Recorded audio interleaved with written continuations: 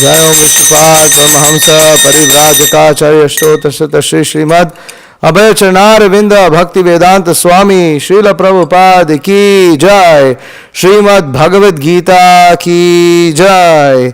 All glories to the assembled devotees, Hare Krishna. All glories to the assembled devotees, Hare Krishna. All glories to the assembled devotees, Hare Krishna.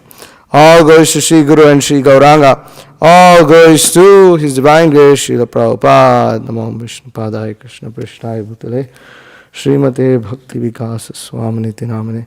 Namo Om Vishnu Padaya Krishna Prishthaya Bhutale Srimate Bhakti Vedanta Swaminiti Namane. Namaste Saraswate Deve Gauravani Pacharine Nirvishesha Shunyavadi Paschatya Deshatarine. Jai Shri Krishna Chaitanya Prabhu Nityananda Shri Advaita Gadadhara Srivasadi Gaura Bhakta Vrinda. Hare Krishna Krishna Krishna Hare Hare Hare Rama Rama Rama Hare Hare.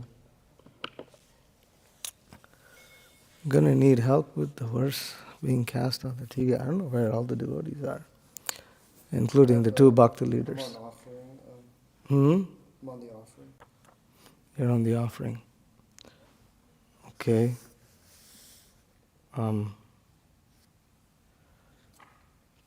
Do you want to turn the TV on? Can you cast? Yeah, I can. Kalki Prabhu? Hare Krishna, we need help. We're waiting for Bhakta Tairis.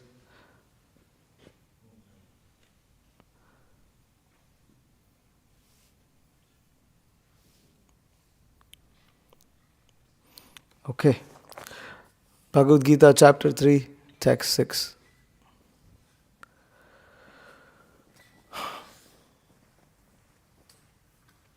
Alright, please repeat after me. Om Namo Bhagavate Vasudevaya. Om Namo Bhagavate Vasudevaya. Om Namo Bhagavate Vasudevaya. Reading from Srimad Bhagavad Gita, as it is, chapter 3, titled Karma Yoga, text 6. Word to word, Karma Indriyani Samyamya Yaha Aste Manasa Smaran Indriya Arthan Vimudha Atma Mityacharaha Saha Uchyate.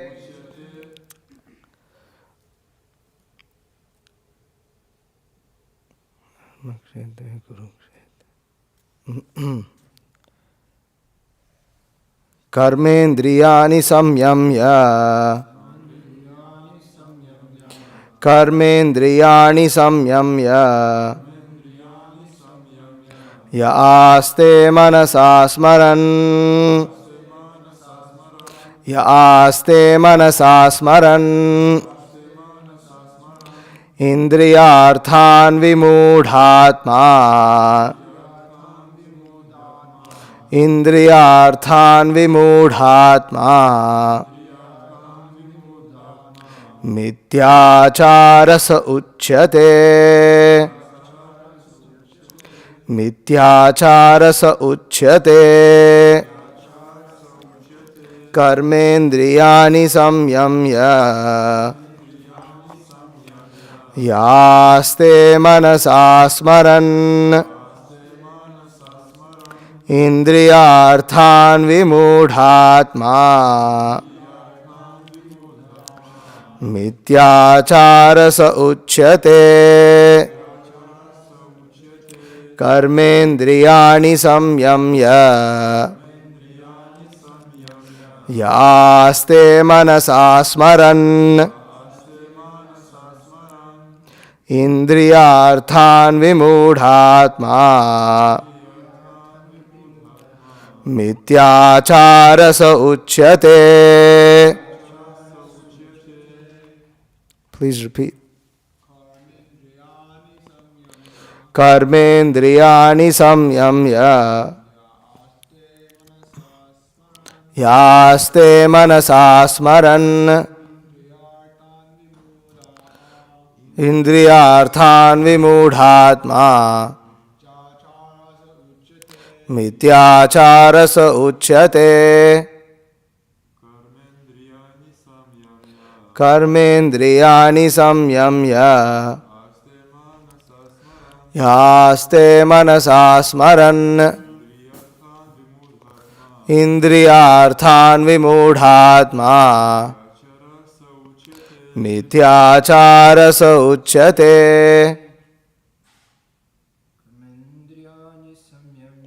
Karmendriyani samyamya yaste manasa smaran indriyarthan vimudhatma mityacharasa uchyate. Karmendriyani samyamya yaste manasa smaran indriyarthan vimudhatma mityacharasa uchyate. Karmendriyani, the five working sense organs. Samyamya, controlling. Yaha, anyone who. Aste, remains. Manasa, by the mind. Smaran, thinking of. Indriyarthan, sense objects. Vimudha, foolish. Atma, soul. Mityacharaha, pretender. Saha, he. Uchyate, is called. Translation purport by His Divine Grace A.C. Bhaktivedanta Swami Srila Prabhupada. One who restrains the senses of action but whose mind dwells on the sense objects certainly deludes himself and is called a pretender. There are many pretenders who refuse to work in Krishna consciousness but make a show of meditation while actually dwelling within the mind upon sense enjoyment. Such pretenders may also speak dry philosophy in order to bluff sophisticated followers. But according to this verse, these are the greatest cheaters. For sense enjoyment, one can act in any capacity of the social order. But if one follows the rules and regulations of his particular status, he can make gradual progress in purifying his existence. But he who makes a show of being a yogi while actually searching for the objects of sense gratification must be called the greatest cheater, even though he sometimes speaks of philosophy. His knowledge has no value, because the effects of such a sinful man's knowledge are taken away by the illusory energy of the Lord. Such a pretender's mind is always impure, and therefore his show of yogic meditation has no value whatsoever. Om Ajnanatimirandhasya Jnananjana Shalakaya Chakshurun Militam Yena Tasmai Shri Gurave Namaha. Shri Chaitanya Manobhishtam Stapitam Yena Bhutale Swayam Rupa Kadamahyam Dadati Supadantikam Vandeham Shri Guru Shri Utaf Padakamalam Shri Gurun Vaishnavamscha Shri Rupam Sagarjatam Sahagana Raghunathan Vitam Tam Sujivam Sadvaitam Savadhutam Parijana Sahitam Krishna Chaitanya Devam Shri Radha Krishna Padan Sahagana Lalita Shri Vishakhan Vitamscha. He Krishna Karuna Sindho Dinabandho Jagatpate Gopesha Gopika Kanta Radha Kanta Namostute Tapta Kanchana Gaurangi Radhe Vrindavaneshwari Vrishabhanu Sute Devi Pranamami Hari Priye Vancha Kalpatarubhyascha Kripa Sindhu Bhevacha Patitanam Pavanebhyo Vaishnavebhyo Namo Namaha. Jaya Shri Krishna Chaitanya Prabhu Nityananda Shri Advaita Gadadhara Shri Vasadi Gaura Bhakta Vrinda. Hare Krishna Krishna Krishna Hare Hare Hare Rama Rama Rama Hare Hare. karmendriyani samyamya yaste manasasmaran indriyarthan vimudatma mithyacharasa uchyate. One who restrains the senses of action, but whose mind dwells on the sense objects, certainly deludes himself and is called a pretender. So, this particular verse of Bhagavad Gita uses a few words such as senses of action, mind, sense objects. So, in the Bhagavad Gita, there is a picture given of us and our interactions with this world. When we study in school, we are given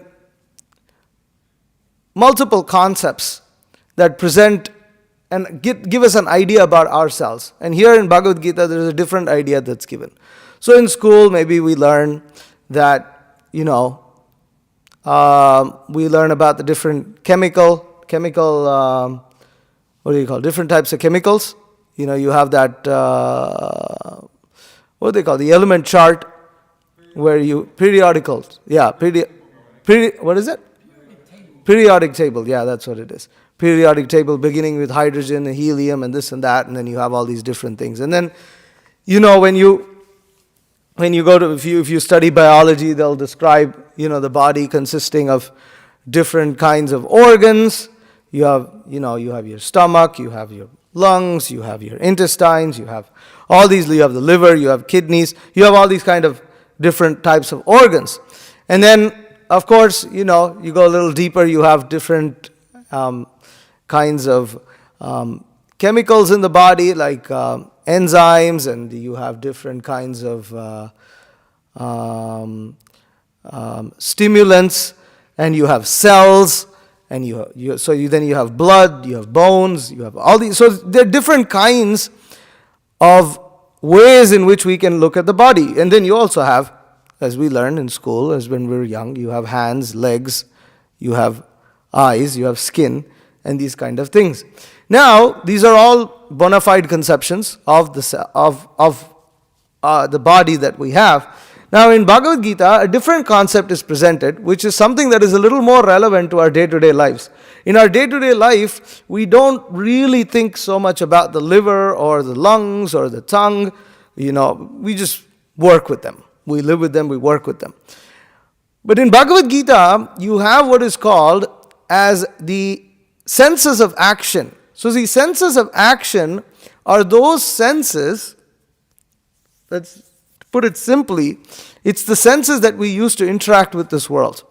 It is the via medium with which we interact with matter. So you have the eyes, you have the nose, ear, tongue, and then you have the, am I missing something? You have the eyes, the ears, and then you have the skin, and of course there are even more. You have the genitals, you have all of these things. So these are all called working. You have senses of action. They're how we interact with the world. And in general, it's just classified for simplicity. You have 5. You have the eye, ear, nose, tongue, and skin. Right? No, not hand. Am I missing something here? Skin, yeah, touch. That's it. So you have these 5. So these 5 are what we interact, and then these 5 have their sense objects. For instance, the eyes like to see something beautiful. The eyes like to see something attractive. The eyes don't like to see something that's not attractive. The ears like to hear good music. So good music becomes the sense object that stimulates the ear. And then you have the tongue. The tongue wants to eat something palatable. It wants to eat something nice. I was just looking up something about vegan cheese, and some people were saying some brands of vegan cheese taste like plastic. Seems like you're biting into plastic. So it doesn't feel good. You don't want to try, cheese that tastes like plastic. Why? Because the tongue doesn't like it. And the tongue likes something that's palatable. So that becomes the object of that particular sense. So we have these different kinds of objects of senses. Why does it matter to us? Because that's what we do on an everyday basis. And an everyday basis, even while we're sitting here or when we're wearing something or we look at something, we're trying to look at something that the particular sense object, the sense organ that we are using is trying to find its particular sense object. And if you analyze, in the Vedic scriptures, analyze life like this, that life in itself, for those who are conditioned with a material body, life in itself is basically the endeavor of the sense organs seeking their sense objects. And this is life. This is what people go on in the name of life, and this is what they're searching, this is what they're doing. I was speaking about this yesterday, that if one thinks about why the colonial powers even started trying to conquer the rest of the world, the way they began was because they started searching for spices. This was the main reason. Europeans wanted the spices of the East.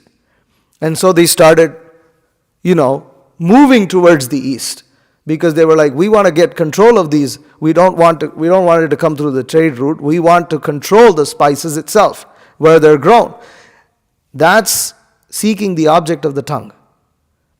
And that led, one thing after another thing, led to colonial rule in this world for about 400 years, approximately. That was the dominant form of governance in the world. So this is how powerful the sense objects are. And the senses, how much they are attracted to those sense objects. They can drive one crazy. They can create entire empires just for one particular sense object. One particular sense object. Just like, for instance, gold. Why did California become anything important? Because it was of the gold rush. Because of the gold rush. And so many people gave their lives for that. So, this is how a conditioned soul uses the senses to seek the sense objects. And when he seeks the sense objects, he basically becomes controlled by those sense objects. And what is liberation? Liberation is understanding that we are not the body, we're spirit souls. The pleasure that we derive from the sense object is temporary and limited. How long can you enjoy? Even if you wanted gold, you get that gold, then what? Then you have to use that gold. The happiness itself of obtaining gold can seem very intoxicating. But then someone who has a lot of money, do they become satisfied? They want more money. This we see. What is it? Actually, I think it was Rockefeller. I think Rockefeller was once asked, maybe it was Rockefeller, I don't know who it was. It was some really rich guy. I think at that time he was the richest man in the world. He was asked, how much money is enough? You know what his answer was? Just a little more. That was his answer. How much money is enough? Just a little more. Meaning that you're never satisfied. Now, those who are introspective, they will consider, my whole life is running after seeking these different sense objects. And here Krishna specifically is referring to one who restrains the senses of action but whose mind dwells on the sense object, certainly deludes himself and is called a pretender. Why does the mind dwell on the sense object? Why does the mind dwell on the sense object? Because the senses are still attracted to them. He may externally prevent the senses or starve the senses from the sense objects, which is what many people try to do, specifically in terms of what is called today as, what goes around today in the name of meditation. This is what people like to do. They sit there for 10 minutes and they'd say, oh, I'm gonna clear all thoughts away. I'm gonna clear all my thoughts and this and that. But the point is, ultimately, they can't really make their mind blank because their mind goes towards those sense objects. The mind goes towards those sense objects that they are trying to keep themselves away. But why to keep oneself away from the sense objects? Because A person who's intelligent will understand that simply running after these sense objects and then obtaining them, even if you obtain them, first off, once you obtain them, the happiness is fleeting. People make so much endeavor for the greatest happiness in this world. What is that? Sex. Sex is the greatest happiness in this world. There is so much arrangement that people make to have sex. But the act of sex itself, the act itself, the pleasure itself, if one analyzes it, it's very fleeting. It's very temporary. But to obtain that, there is so much hype.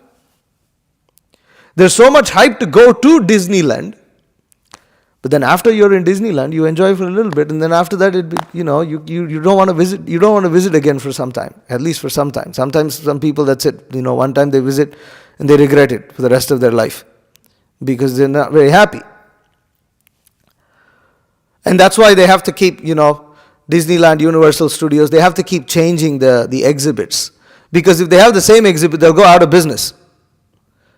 Why? Why, even though that particular sense object at that particular time attracted so many people and they made so much money off of it, why do they have to keep changing it? Because the introspective person understands that the senses, even though they seek the sense objects, they're not satisfied in contact with the sense objects. They're not completely satisfied. And one who takes to show bottle meditation meaning that, where you, without trying to actually develop detachment, without actually making lifestyle changes where one loses taste for the sense objects, understanding that it's not that the interaction itself is wrong. It's not that, for instance, we have to eat something that is like not tasty. We have to okay, I want to be a yogi, so I'm going to eat something that tastes like plastic. Or I'm going to eat something that tastes horrible. No, that's not, that is another misconception. It is not that one has to torture oneself. But the point is, one should not live one's life controlled by the sense objects. The senses are superior to the sense objects. Krishna makes this distinction. You have the sense objects. The sense objects, they're basically dull matter. You have the sense objects and they're dull matter. The senses are superior to the sense objects. What is superior to the sense objects? The mind. The mind controls the senses. How do you know the mind controls the senses? When the mind is focused on something, it's almost like the senses stop. Have you ever had the experience when you're focused on a particular activity and someone calls out your name or someone says something and you didn't hear it at all? Had that experience? Yeah? So, how is that? It's not that the ear is not working. It's not that your ear stopped working. If your ear stopped working, if the organ of the eardrum stopped functioning, then you wouldn't hear anything anyways. But the reason you don't hear that is because the mind is not focused on that. I used to have that experience reading a book, for instance. I'd be so absorbed in reading that I wouldn't hear anything. So, how is that? That's because the mind is actually superior to the senses. The mind can control the senses. What is superior to the mind? The intelligence. Intelligence is superior. Why is intelligence superior? Because intelligence is supposed to dictate to the mind what senses need to be engaged, what senses should not be engaged, what one should dwell on. What should the mind dwell on? Should the mind dwell on fleeting pleasures of this world, or should the mind rather dwell and contemplate upon the real purpose of life? This is what intelligence dictates. And then superior to the intelligence, Krishna says in Bhagavad Gita, is the self. Superior to the intelligence is the self, is us, we spirit souls. And of course, superior to us is the Supreme Personality of Godhead Himself, Krishna Himself, or God, who created everything.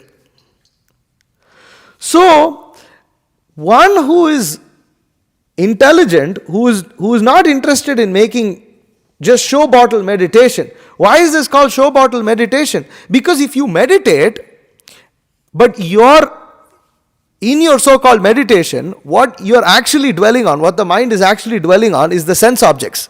It's not dwelling on something else. It's still dwelling on the sense objects. Then what happens is when such person comes out of that show bottle meditation, he gets more into his sense gratification, not less.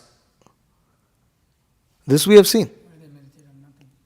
Well, even if they meditate on nothing, it's not true. They cannot meditate on nothing. Because you say you don't meditate on anything, but then even if you clear your mind out for 5 or 10 minutes, but the rest of the time your mind is dwelling on all the sense objects, then what is the use?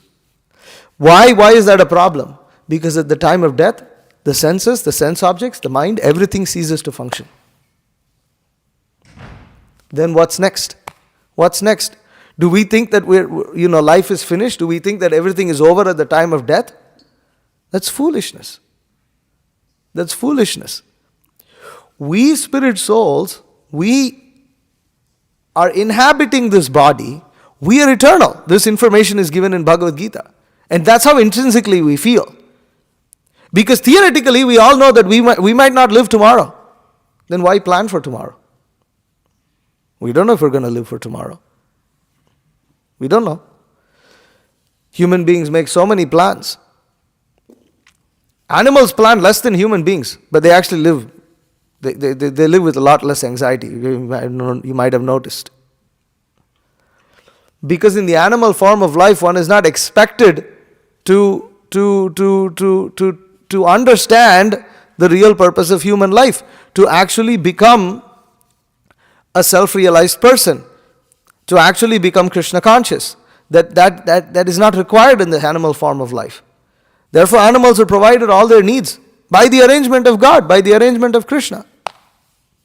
Everything is provided. Humans also, everything is provided to us, but for the purpose of self-realization. When human beings live like animals, they suffer. And people take to show bottle meditation to mitigate some of the miseries that are caused by living like animals, but the relief also is temporary. Because show bottle meditation gives temporary relief. And what is the use of temporary relief? One may say, well, there is some use. I feel temporarily benefited. Okay. But if we don't understand that we as eternal beings will never be satisfied with temporary arrangements, then we've missed the point of human life. That in our life, we should be focused on that which is eternal, on that which is lasting. That is an intelligent person. And we see this in life. I mean, both of you are in school. Why go to school? So many people think, why go to school? Why study? Now, in regular life, the parents, they ask children to go to, primary school, whatever. Why? Because it's long-term benefit. The child, what does the child want to do? He just wants to play. That's all. What else does the child want to do? It does nothing. He just wants to fool around and play. But the parents are like, no, you have to sit down. Now I'll teach you alphabets. Now you learn how to write. You learn how to do math. And the children don't like it. Why? Because there is long-term benefit. Anything that provides long-term benefit, in general, is superior to that which provides short-term benefit. That's why people who are less intelligent take to intoxication. Intoxication gives some fleeting happiness, but look at the long-term effects of it. You become a slave of that particular intoxicant.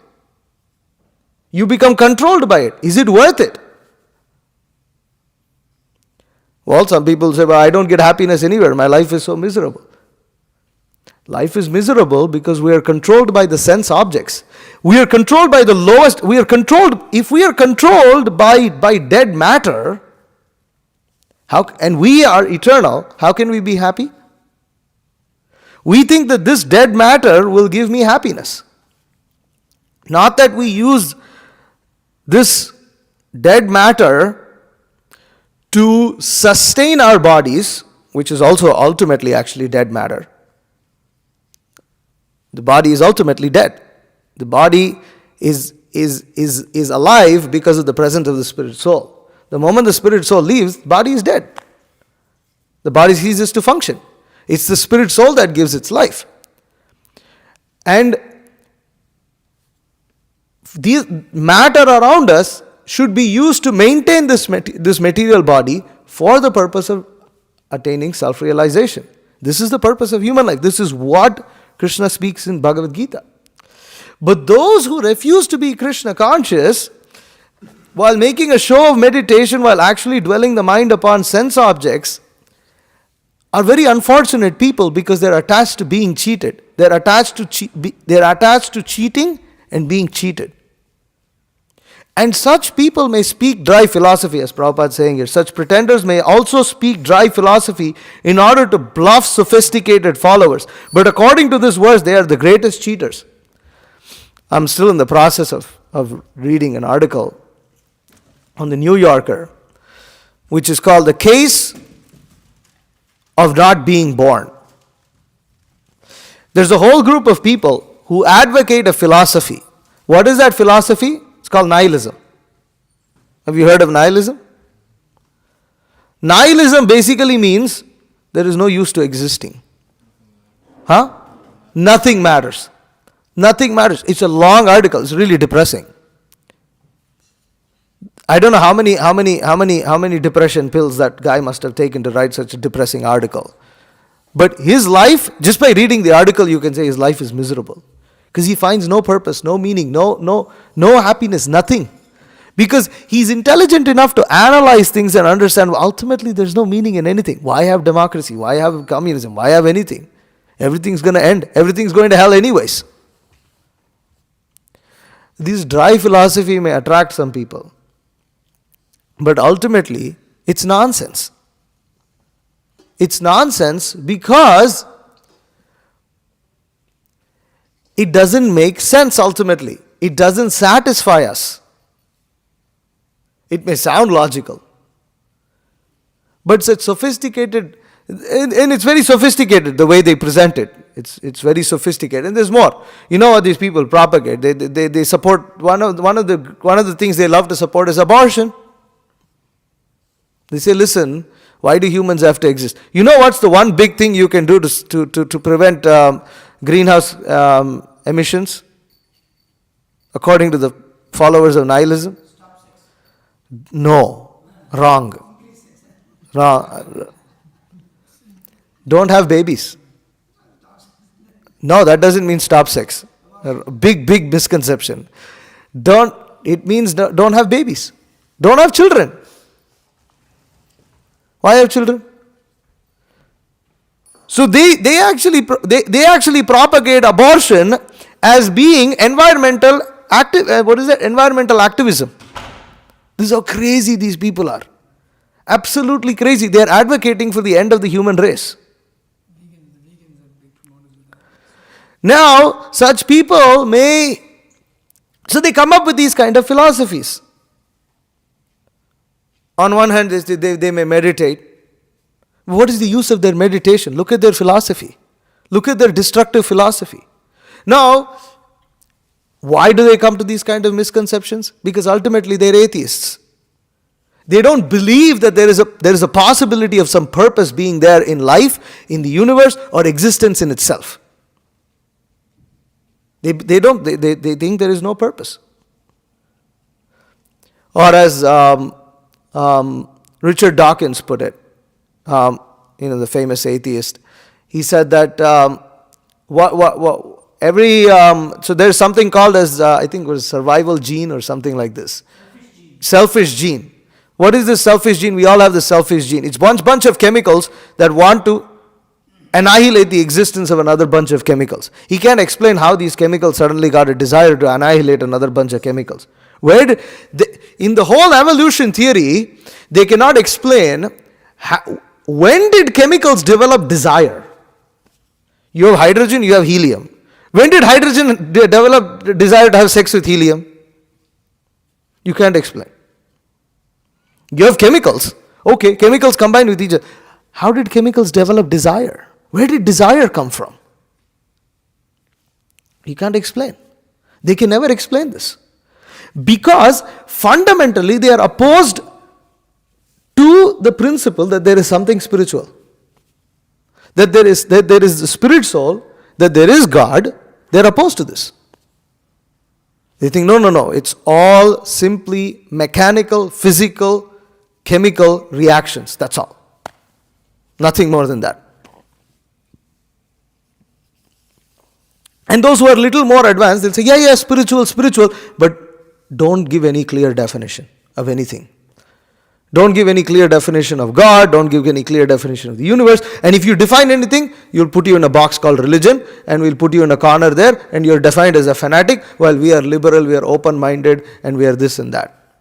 While they can't actually explain anything. They can't explain anything. It's your perspective, my perspective, and this and that. And these people love to do meditation. But if you tell them, well, Krishna says in Bhagavad Gita that actually we're supposed to meditate upon the Supreme Personality of Godhead Krishna, we have to do this. No. That's your interpretation. That's your scripture. I have a different idea.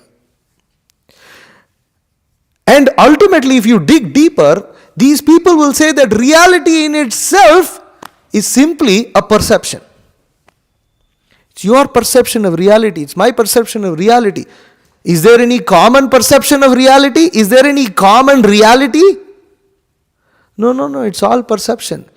We need to experience pain so that we can experience more pleasure. This is another nonsense philosophy.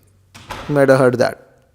We need to experience more pain so that we can experience more pleasure. Well, great. Let's start taking a sledgehammer and beating everybody, slamming everybody with that sledgehammer so that we can make everybody happy. This is welfare activity. Or I am very concerned, I love your philosophy. Actually, it's your philosophy, it's not my philosophy. So here I'm going to come with a hammer and I'm going to break that leg of yours. Why? Because I care for you, I love you, I want you to be happy. Their philosophy is so much nonsense. And these people like to meditate. They like to sit there, they meditate, and they'll talk about some philosophy. They'll talk about, I am being in the moment, in that space. And all this kind of like weird terminologies that they don't know what it means. You don't know what it means. Nobody knows what it means.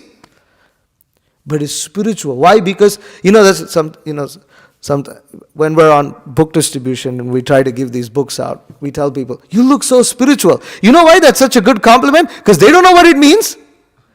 But the point is, it's something good. And it's something good because they can think whatever the hell they want to think about it. And they feel good about it. So it's a good compliment. Now we use it to give these books so that people can get real knowledge, because otherwise, they don't stop. They're busy in the world. And so we stop and we give them that compliment. And in one sense, it's the spirit body it's the spirit soul that occupies that body. So ultimately, everyone is intrinsically spiritual. But the way they understand spiritual is just mumbo jumbo. It means nothing. And this is what people like. When you say meditate, I like to meditate. What the hell? What does it mean? Is there a process? But they don't accept a process. Now, you can't say that. You want to go and drive a car. I feel like I want to drive the car. Try to pass a test like that, driving test like there's a process. There is a process. There's a process to anything that's useful in this world. If you want to do something, you want to achieve something, then there is a process. If you want to go and buy a plane ticket, there is a process. First, you need to have money. No. I feel I want to have the plane ticket, and I'll go and rub some tree, and I'll think I'll get a plane ticket. That's a real thing, rubbing trees. That's another thing. But I'll manifest it. That's actually something. We had a whole argument with one guy that time. I manifest. What the hell do you manifest? That's actually what we manifest. What do we manifest? Stool, urine, and things like that from our bodies is what we manifest. It's like, I manifest. Okay, do you cause the sun to rise? Yes, I am causing this. The guy actually thought, I am causing the sun to rise. Like, what sort of an insane guy you must be? And he loves meditation, right? He loves meditation. What does he use? This is what Krishna is talking. Certainly deludes himself and is called a pretender. That downstairs hero in Pons. Huh? Hero in Pons. That was in Pons. That guy outside. Yeah. He said literally, I make the sun rise. Like, we're like, everybody is laughing around him. It's like, what sort of nonsense? So if you stop to exist, the sun is not going to rise? No, I want the sun to rise, and that's why it's rising. It's like, you must be completely bonkers. He also said that I don't age. Yeah, it was all sorts of crazy things. So the point is, these people, in one sense, in one sense you may think, well, at least they're a little open, they seem to be polite, they're vegan, they care about, animals. But on the other hand, this is the insane stuff that they speak. They speak the completely insane stuff. It's actually another kind of fanaticism. It's another kind of fanaticism. Because when any human being does not understand the purpose of human, does not understand who they are, and does not understand who God is, who Krishna is, what are we doing in this world, what is our relationship, why are we here, they do not understand these things. They are not Krishna conscious. Krishna conscious means being conscious of Krishna. Krishna is the Supreme Personality of God, is a name for God. Now you can have other names, Yahweh and this and that, Allah. These are names of God. But Krishna gives a very, very specific understanding of that Supreme Personality of Godhead, that He is all attractive. That's another subject matter. But the point is, when one doesn't understand all these things, one doesn't even know who one is, then one jumps from one philosophy to another, which are all ultimately based on being attracted to the sense objects, and the sense objects drive us mad. They literally drive us mad. Because what is the rope to, who draws the line? Where do you stop?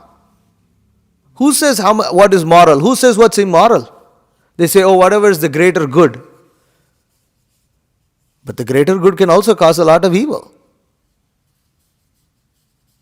That's what Hitler thought. Hitler literally thought that. And it looked like when you were in Germany at that time, it seemed that was the greater good. And the whole country believed in it. And now it's like, oh my God. But this is history. This is history. The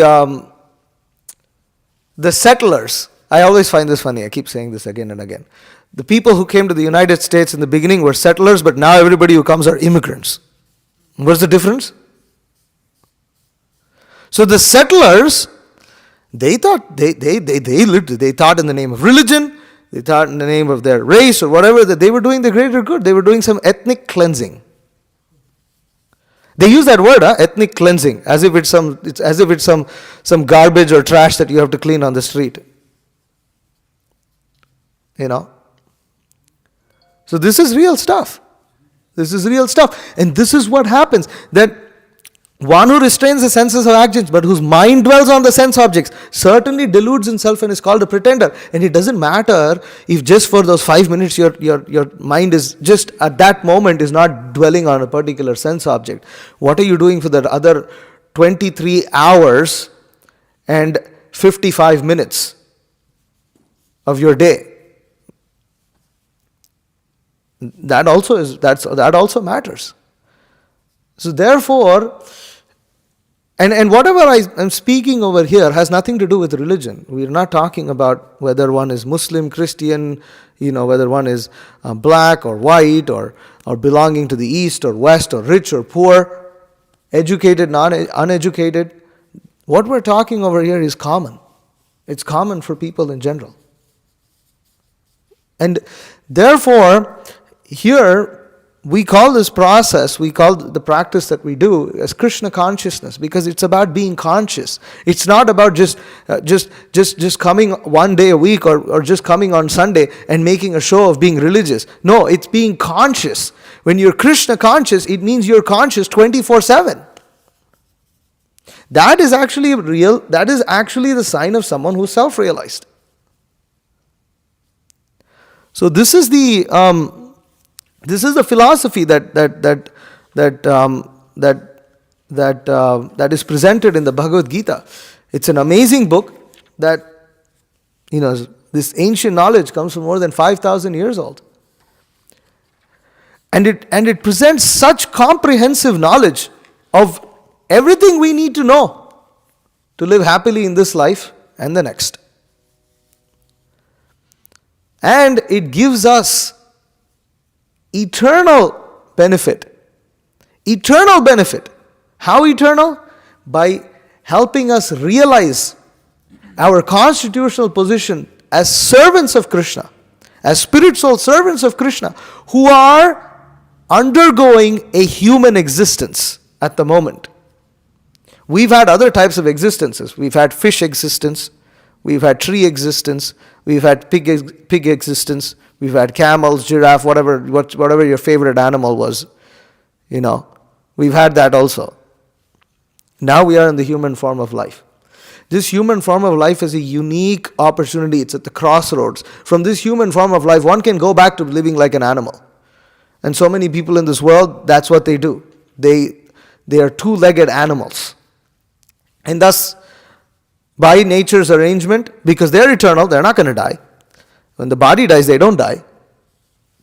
They'll get an opportunity to fulfill their nefarious desires, animalistic desires, in the body that is suitable for fulfilling those desires, and then there is no fault. There is no fault in a snake biting someone and killing it. Because that's what the snake does. That's what a poisonous snake does. It's natural for it to do. It's not that even if it's a cow, it's an animal. It may be a grown-up cow. It's still an animal. You still don't know how it's going. You can't completely predict it. The animals can always act in unpredictable ways, and you cannot fault because they're animals. But human beings are expected to behave better. So, we are in this unique juncture, we're in this unique, crossroads of being in the human form of life, and we should not waste it. That is the ultimate import of the Bhagavad Gita, that one should utilize this human form of life to achieve perfection, which cannot be achieved in any other form of life, in any other species. Because in this species, we are given intelligence. And that intelligence is meant for us to liberate completely from the cycle of birth and death, and attain everlasting peace, happiness, and shelter at the lotus feet of Krishna. So I'll stop here. If there are any questions or comments,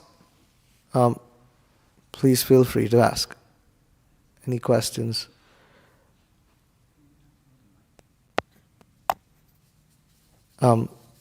Mason raised his hand. Oh, you have a point? Okay.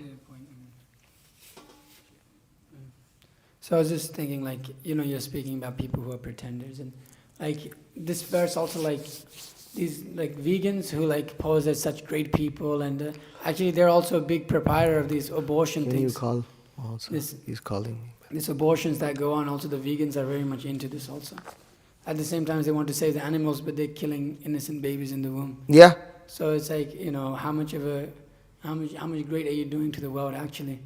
Externally you're displaying, but when it comes to your sense gratification, ultimately, I can abort that baby because it's my body, I can do what I like with it. This is nonsense. It's like there's people in the world. And to clarify, it's not that we're against everything that vegans do or anything. How are you criticize? Don't you see anything good? Yes, there's good too, but it's not that we just have to. The point is it's not complete. It's not a complete philosophy. And so when you say something is not complete, it means that, okay, while you see the benefits, you also see the drawbacks. That ultimately, something that is incomplete is not going to satisfy us. And we are searching for a complete solution to all problems. Human society has always been doing that. That solution is found in the Bhagavad Gita. That's a tall claim, but everybody says that. Okay, but we can answer all the questions. Those questions are actually answered in Bhagavad Gita. If one is very intelligent, one can see. So, yeah. Mahotsa had a point? Sorry, one sec. Try again. What is that? Okay, we can hear you. Yeah, Hare Krishna. Prabhu, one thing is, when people say I can manifest, I'm manifesting so many things, I'm such a manifester. I tell them, if I chop your arm off right now, will you manifest another arm? And even the craziest of the crazy don't say, oh, I can manifest another arm. At that point of time, they're completely stunted. Even the homies who claim they make the sun rise and all that. Yeah, that's true. So I've seen that at least there's a limit to that insanity, at least at that point of Well, time. that's good. When that was happening, this lady asked him, so you don't suffer when you have diarrhea? That was actually, another lady who was sitting there in the conversation. She wasn't even a monk or anything, like a preacher or anything like that. She was like, so when you have diarrhea, you don't suffer? I was like, that was kind of hilarious, but yeah. Okay. Hare Krishna. Hare Krishna. Mason. Yeah, I was gonna ask if you could, so you have Christians, right, who generally believe that you have to do everything, I guess, right within this one lifetime because this is all you get. Like they don't believe, essentially that, time is Reincarnation. Yes, they don't believe in that. So I was gonna say, can you speak more? Like, let's say somebody poses that as an argument, like, oh no, this is just the one life that you live. What would you say to that person? It makes absolutely no sense. First off, believe it or not, there are references to reincarnation in the Bible. Okay, now then they don't like talking about that. So that's one thing. Second thing is if we are to say that we have only one life. Okay, we have only one life. And one has to accept Jesus as one's savior. And you also have to accept Jesus in that right church. Because the other churches are all going to hell too. What about those people who couldn't make it to that right church, who had no idea about that right church? The argument is always, it's like a vague answer that God made the decision that they weren't worthy. Okay, that exactly. Or even worse, what about humans who came before Moses? Who were there? What about those who came before Jesus? What about those who came before Moses? They didn't even know about that. What about people who were at the time of Jesus? Well, they said, no, but God made some other arrangement, we don't know. Okay, so after Jesus, it's only Jesus? Yeah, it's only Jesus. Okay, when Jesus was alive, there were people in Japan who didn't know about Jesus. And they didn't know about Moses. They didn't know about Adam. They didn't know about anybody. They all just went to hell. So if we say that God just considered them not worthy, then what are we actually arriving at?